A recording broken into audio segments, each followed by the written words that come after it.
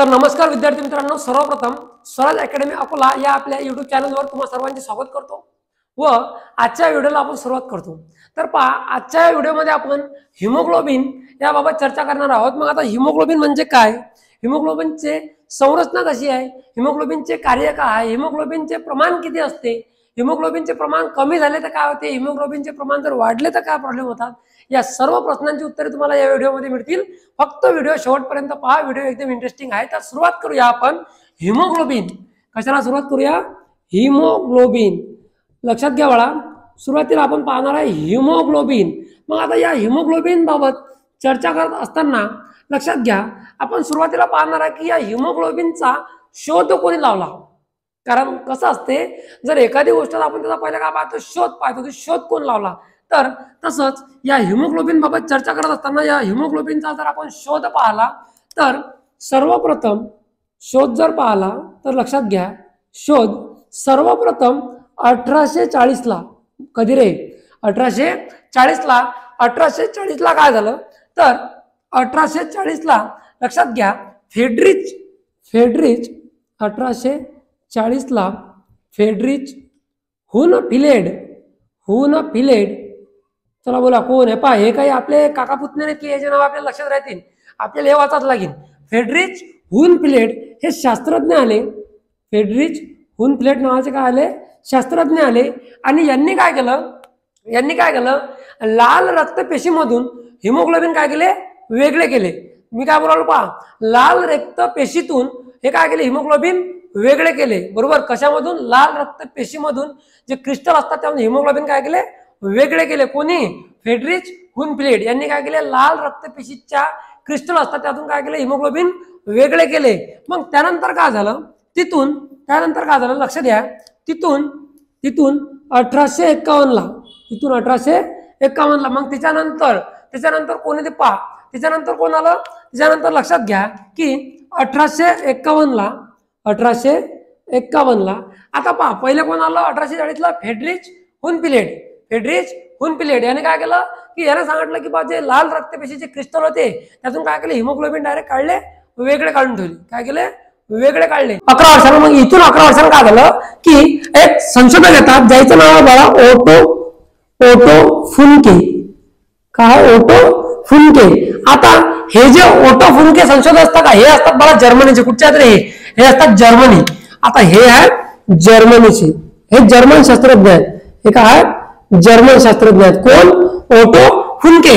आता या ओटो फुनकेनं 1851 ला काय सांगितलं तर यांनी हे जे क्रिस्टल मधून यांनी या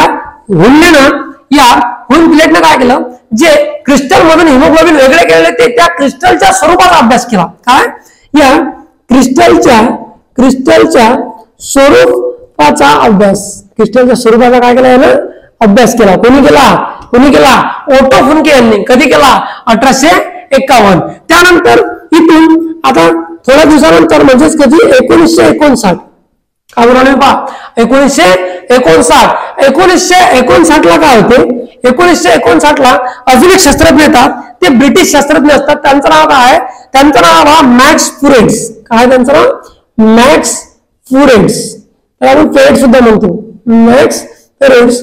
हे ब्रिटिश शास्त्रज्ञ, कुठे आहे, ब्रिटिश शास्त्रज्ञ आहेत, ब्रिटिश शास्त्रज्ञ। या ब्रिटिश शास्त्रज्ञांनी काय केलं तर यांनी 3D इमेज दिली, काय केली रे बा, 3D इमेज, क्रिस्टलच्या सहाय्याने यांनी काय केली, 3D इमेज क्रिस्टलायझेशनच्या सहाय्याने काय केली, शोधून काढली। कोणी, क्रिस्टलायझेशन सहाय्याने शोधून काढली, कोणी, या मॅक्स फेरेट्सनं। होते कुठचे, ब्रिटिशचे, ब्रिटिश सायंटिस्ट आहेत, ठीक आहे। त्यानंतर यासाठी त्यांना 1962 ला नोबेल पारितोषिक देण्यात आले। काय दिलं, नोबेल प्राइज देण्यात आलं, कोणाले, या आपल्या मॅक्स फ्युरेट्सले। कासाठी की त्यांनी काय केलं की हिमोग्लोबिनची जे त्रिमितीय आपण काय म्हणतो की 3D डायग्राम दिली आणि क्रिस्टलोग्राफिकच्या सहाय्याने, म्हणून त्यांना 1962 ला नोबेल पारितोषिक देण्यात आलं। काय झालं, नोबेल पारितोषिक देण्यात आलं। आता हे त्याच्या शोधाबद्दल अशा टप्प्याटप्प्याने काय लागला, हिमोग्लोबिनचा शोध लागत गेला। अजून जशी माहिती मिळत गेली तशी नवीन शोध लागत गेले। परंतु आपण महत्वाचे इथपर्यंत घेतले.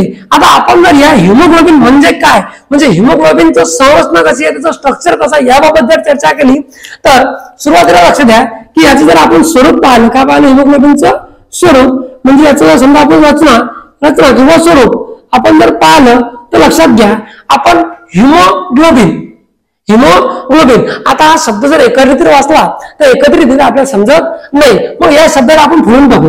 तर काय करू आपण फोडू. पहिला शब्द तयार करू आला हिमो आणि दुसरा शब्द तयार झाला ग्लोबिन. पहिला तयार झाला हिमो आणि दुसरा शब्द तयार झाला ग्लोबिन. आता हिमो म्हणजे लोह, त्याला आपण आयरन किंवा लोखंड सुद्धा म्हणतो. त्याला काय म्हणतो, आयरन किंवा लोखंड, बरोबर का. आणि ग्लोबिन्स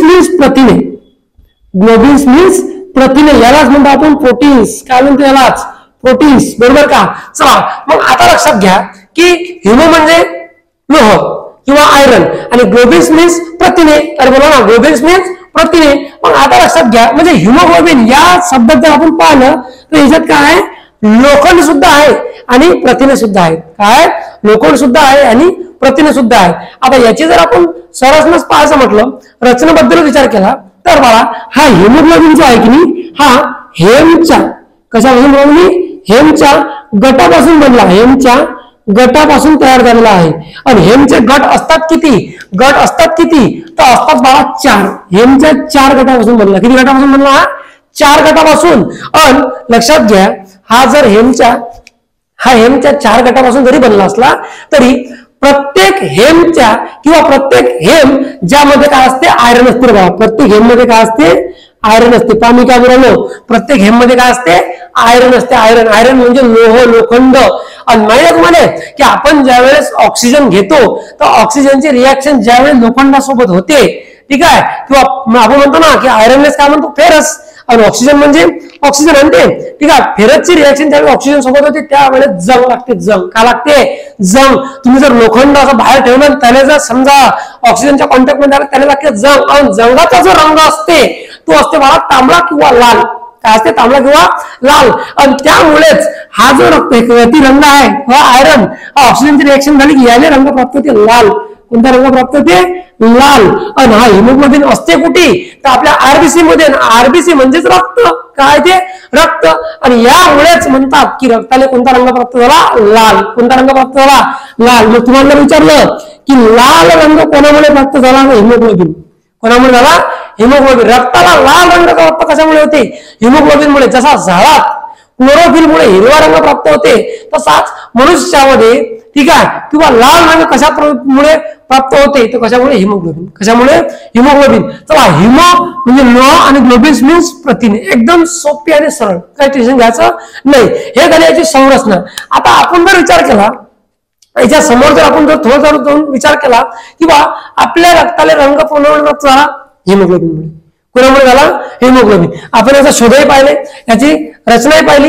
हेमचे गट किती असतात, 4. प्रत्येक गटात काय असते, आयरन असते, ठीक आहे. मग आता सर याचे कार्य काय, तर बघा याचे कार्य काय, याच्या कार्याबद्दल जर चर्चा करतो म्हटलं तर लक्षात घ्या याचं कार्य एकदम सोपी आहे.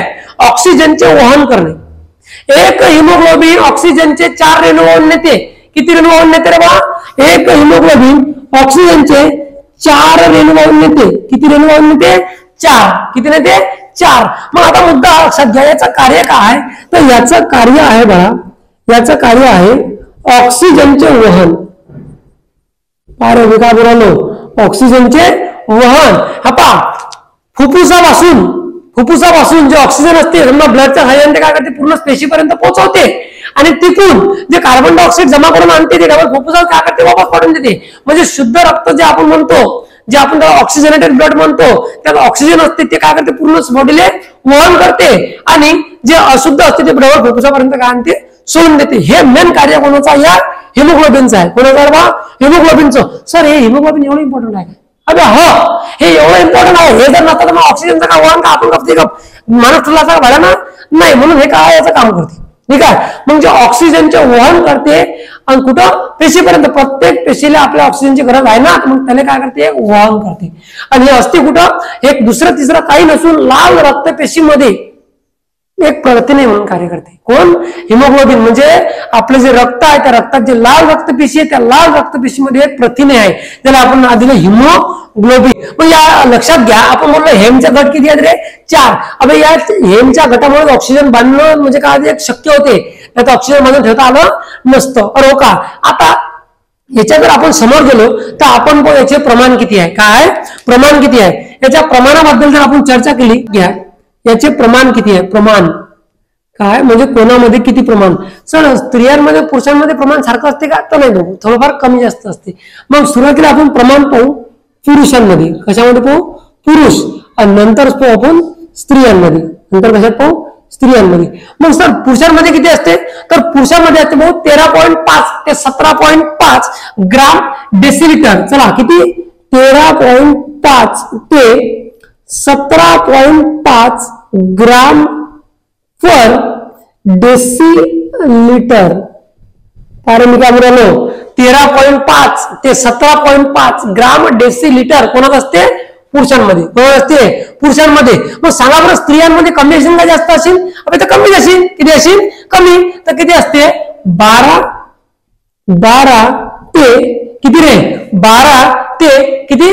15.5. किती आहे? 12 ते 15.5 ग्राम पर डेसिलिटर. ग्राम पर डेसिलिटर. मी काय बोललो पहा, स्त्रियांमध्ये आणि पुरुषांमध्ये याचं प्रमाण कमी जास्त असते. फक्त थोडंफार काय असते? कमी जास्त असते. मग किती? पुरुषांमध्ये विचार केला तर 13.5 ते 17.5 ग्राम प्रति डेसिलिटर. आणि त्यानंतर जर स्त्रियांमध्ये विचार केला तर 12 पासून कमी जास्त प्रमाण होऊ शकते. 12 पासून ते 15.5 ग्राम प्रति डेसिलिटर. परंतु एक गोष्ट लक्षात घ्या, तर लक्षात घ्या, वय. मी काय बोलतो? वय, लिंग. पहा काय बोलाल मी? वय, लिंग आणि आरोग्य. अरे बाप, वय, लिंग. पहा काय बोललो? वय, लिंग आणि आरोग्य यानुसार याचं प्रमाण कमी जास्त होऊ शकते. आता वय म्हणजे समजा लहान मुलं समजा वेगळं असेल, थोडंफार कमी जास्त असेल. मोठ्या प्रौढ व्यक्तीमध्ये असेल कमी जास्त. जसं आपण फिमेल आणि मेल मध्ये पाहिलं की मेल मध्ये काय जास्त आहे, फिमेल मध्ये काय कमी. म्हणजे वयानुसार सुद्धा कमी जास्त होऊ शकते. आणि लिंग म्हणजे काय? स्त्रीलिंगी पुल्लिंगी याचं सुद्धा कमी जास्त होऊ शकते. बरोबर. त्यानंतर जर आपण समोर गेलो तर हे हिमोग्लोबिन जे आहे, हे जे हिमोग्लोबिन बघा, आपण असं म्हणू की सर या हिमोग्लोबिनचं प्रमाण पाहिलं, आपण पाहिलं. जर हिमोग्लोबिनचं प्रमाण कमी झालं, या हिमोग्लोबिनचं जे प्रमाण आहे, हे हिमोग्लोबिनचं प्रमाण काय झालं? कमी झालं. प्रमाण काय झालं? कमी. तर काय होतं बा सर, हे हिमोग्लोबिनचं प्रमाण कमी झालं, काय होईल? तर लक्षात घ्या बाबू, हिमोग्लोबिनचं प्रमाण झाल्यावर आपल्याला ॲनिमिया नावाचा रोग होतो. कोणता आहे? ॲनिमिया. आपल्याला ॲनिमिया नावाचा काय होते? रोग होते. हा ॲनिमिया नावाचा रोग कधी होते? तर हिमोग्लोबिनचं प्रमाण ज्या वेळेस कमी झालं त्यावेळेस तुम्हाला रोग कोणता होते? ॲनिमिया. सर ॲनिमिया जर झाला तर काय होते? याचे लक्षण काय? याच्यात होते काय? तर अशक्तपणा जाणवते. काय होते? अशक्तपणा जाणवते, थकवा जाणवते, चक्कर येतात, श्वास घेण्यास त्रास होते. अरे हो का? कोणामुळे? याचे प्रमाण जर कमी झाले तर. जर तुम्हाला हिमोग्लोबिनचं प्रमाण कमी झालं आणि जर तुम्हाला रोग झाला ॲनिमिया, म्हणजे सरळ प्रश्न आला की हिमोग्लोबिनच्या कमतरतेमुळे कोणता रोग होतो? हिमोग्लोबिनच्या कमतरतेमुळे कोणता रोग होतो? तो कोणता रोग? आपण 100% याचा रट्टा मारा. ॲनिमिया. कोण? ॲनिमिया. आणि ॲनिमिया झाला तर काय होते? थकवा येते. थकवा येते, श्वास घ्यायला त्रास होते, अशक्तपणा जाणवते. अरे हो का? ठीक आहे. त्याच्यानंतर चक्कर येतात. अशक्तपणा जाणवला म्हणजे माणसाला काय येतील? चक्कर. मग सर हे त्वचा पांढरी बी पडू शकते याच्यात, हे वाळव्याचा काही इलाज आहे का? हो. तर लोहयुक्त पदार्थ खाणं. काय? लोह म्हणजे ज्यात आयरन आहे त्यात खाणं लोहयुक्त पदार्थ. सर हे आयरन खाऊन अबे सायना इकडे आयरन खाल्ला काय लोखंडात ना. ठीक आहे. मग सर मी डायरेक्ट नट खाल्ला जमीन का? मरशील तू. ठीक आहे. डायरेक्ट नट नको खाऊ. लोहयुक्त पदार्थ खाय. ठीक आहे. मग लोहयुक्त पदार्थ कोणते? अबे भाजीपाला खावा, हिरवा भाजीपाला, मेथी, पालक हे खाणं. ठीक आहे. त्याच्यानंतर डाळिंब खाय, चिकन खाय, ठीक आहे, मटन खाय. ठीक आहे. हे खाल्लं चालते. फॉलिक ऍसिड असलेले घटक खाय. Folic acid. ठीक आहे. फॉलिक ऍसिड मध्ये मुगाची डाळ आहे ते खाणं चालते. त्यात व्हिटॅमिन सी घे. ठीक आहे. व्हिटॅमिन सी काय करते? तर व्हिटॅमिन सी मदत करते लोह वाढवण्यासाठी. काय करते? मदत करते. हे याचे वाढवण्याचे काय उपाय आहेत. कमी व्हावं नाही पण झाले तरची गोष्ट आहे. नाही तर तुम्हाला का आमचं का बा चांगलं दिसून राहिलं काय नाही असं काही नाही. ठीक आहे. म्हणजे पहा हिमोग्लोबिनचे प्रमाण पुरुषांमध्ये वेगळे स्त्रियांमध्ये वेगळे पण याचं प्रमाण जर कमी झालं तर रोग होते अॅनिमिया. कोणता रोग होते अॅनिमिया बरोबर का. आणि या अॅनिमिया रोगामध्ये काय होते तर चक्कर येतात थकवा जाणवते. ठीक आहे. अशक्तपणा जाणवते बरोबर का. स्किन पांढरी पडू शकते. ठीक आहे. आणि हे वाढवण्याचे उपाय की लोहयुक्त पदार्थ का जसं मेथी पालक ठीक आहे चिकन डाळिंब ठीक आहे त्यानंतर व्हिटॅमिन सी ठीक आहे. म्हणजे असे व्हिटॅमिन सी म्हणजे काय करते आवळा हे जे घटक आहेत की नाही आवळा वगैरे व्हिटॅमिन सी चे जे आवळा वगैरे आहेत की नाही हे तुमचं लोह वाढवण्यास काय करतात मदत करतात. B12 चालते. ठीक आहे. आता लक्षात घ्या जर व्हिटॅमिन सी चं प्रमाण आपण कमी झालं तर काय पाहिलं पण आता प्रमाण जर वाढलं बाबू कोणत्या गोष्टीचं प्रमाण वाढलं बी चांगलं नाही आणि कमी होणं चांगलं नाही. ते मेंटेन ठेवावं लागतं लेवल ठेवावं लागते. ठीक आहे. मग आता मुद्दा असा आहे की सर याचं प्रमाण जर वाढलं तर काय होते याचं प्रमाण जास्त झालं तर काय होते कुणाचं हिमोग्लोबिनचे प्रमाण जास्त हिमोग्लोबिनचे प्रमाण काय झालं तर जास्त झालं तर काय होते बाबू रे जर हिमोग्लोबिनचे प्रमाण जास्त झालं तर हिमोग्लोबिनचे प्रमाण जास्त झाल्यावर कोणता रोग होते पॉलिसायथेमिया नावाचा रोग होतो. कोणता होते रे पॉलिसायथेमिया. हिमोग्लोबिनचं प्रमाण जास्त झालं तर आपल्याला होणारा रोग कोणता असते त्या रोगाचे नाव आहे पॉलिसायथेमिया. चला कोणता रे पॉलिसायथेमिया. सर पॉलिसायथेमिया रोग झाला तर काय होते फुफ्फुसाचे आजार होतात की नाही त्यावेळेस उपयोगा रोग आहे फुफ्फुसाचे आजार. ठीक आहे. त्यावेळेस होणारा रोग म्हणजे पॉलिसायथेमिया. हिमोग्लोबिनचे प्रमाण वाढलं तर वाढलं. ठीक आहे. आता हा कोणाला होते पॉलिसायथेमिया कोणाला होते फुफ्फुसाचे आजार असणारे. ठीक आहे. त्याला हिमोग्लोबिनचं प्रमाण वाढलं ते जाणवू शकते फुफ्फुसाचे आजार वगैरे. ठीक आहे. त्यानंतर जे पर्वतीय भागात राहणारे लोक की ज्याला बा डोंगरावर चढावं लागते कामं करावं लागतात म्हणजे सगळ्या वेळेस नाही पण एखाद्या वेळेस होऊ शकते.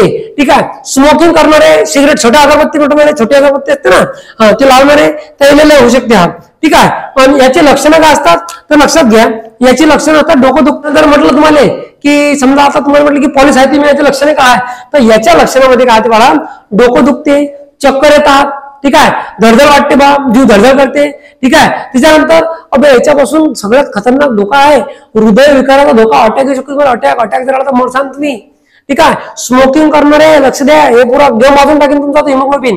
ठीक आहे. लक्षात घ्या की याच्यामुळे काय होते की आपल्याला काय होते की स्मोकिंग करणारे जे घटक आहेत यामुळे हा रोग उद्भवू शकते. ठीक आहे. हृदय विकाराचा धोका जाणवू शकते. कशामुळे पॉलिसायथेमिया जो रोग आहे याच्यामुळे हृदय विकाराचा धोका सुद्धा जाणवू शकते आणि तुमचा 100% गेम वाजू शकते. तुम्ही जर स्मोकिंग केल्या छोट्या अगरबत्त्या जर पेटवल्या तर तुमचा गेम वाजणं निश्चित आहे बघू कारण ते आपल्या बॉडीत एक महत्वाचा भाग आहे हिमोग्लोबिन. ठीक आहे. आता पहा हिमोग्लोबिनच्या बाबत आपण सर्वच माहिती घेतलेली आहे. लेक्चर आपल्याला थोडंसंच घेणं होतं. ठीक आहे. एक स्पेशल घटक घेऊन घेतला आपण हिमोग्लोबिन म्हणजे काय हिमोग्लोबिनचं कार्य काय आहे. हिमोग्लोबिनचं कार्य काय मग O2 चे वहन करते पेशीपर्यंत आणि जे कार्बन डायऑक्साईड डबल आणून सोडते अरे का. ठीक आहे. चला त्याच्यानंतर ह्याचा शोध 1840 सायंटिस्ट आले. त्यानंतर 1851 1959 1962 पारितोषिक भेटलं. ते कोणते आले काय आले या सर्व घटकांची आपण माहिती पाहिली. त्यानंतर याची रचना पाहिली बरोबर. याची काय रचना पाहिली. हिमो म्हणजे काय हिमो म्हणजे लोह ग्लोबिन म्हणजे प्रथिने. ठीक आहे. त्याच्यानंतर हिमोचे 4 गट असतात. हेमचे प्रत्येक हेमामध्ये काय असते लोखंड असते बरोबर का. हे सर्व घटक आपण माहिती पाहिली. ठीक आहे. आता लक्षात घ्या याचं प्रमाण सुद्धा आपण पाहिलं. असं काय पाहिलं प्रमाण स्त्रीमध्ये किती पुरुषांमध्ये किती कमी जास्त थोडंफार असू शकते बरोबर का. त्याच्यानंतर याचं प्रमाण जर काय झालं कमी झालं तर काय होते जास्त झालं तर काय होते त्याचे वाढवण्याचे उपाय सुद्धा सांगितले. ते कशापासून होते त्याची लक्षणे सुद्धा सांगितलेली आहेत. ठीक आहे. या सर्व घटकांची माहिती आपण बघितलेली आहे. जर प्रमाण जर जास्त झालं तर पॉलिसायथेमिया होते. प्रमाण जर कमी झालं तर काय होते अॅनिमियाचा रोग होती. अरे समजू लागलं तुम्हाला. ठीक आहे. बघू लक्ष द्या हा सगळ्यात महत्वाचा टॉपिक आहे बरोबर का. ठीक आहे. आता जर तुम्हाला हे समजलं असेल तर आपल्या चॅनलने मस्त काय करायचं लाईक करायची. व्हिडिओ जर आपल्या चॅनलचा व्हिडिओ पाहत जा. व्हिडिओ जर आवडले व्हिडिओ लाईक करायची मित्रांपर्यंत शेअर करायची मैत्रिणीला पाठवा मित्राला पाठवा. ठीक आहे. त्याच्यानंतर आपल्या चॅनलला जर व्हिडिओ आवडला आपल्या चॅनलला सबस्क्राईब करायला मात्र विसरू नका. आजचे दिवस आपण इथंच थांबूया. धन्यवाद.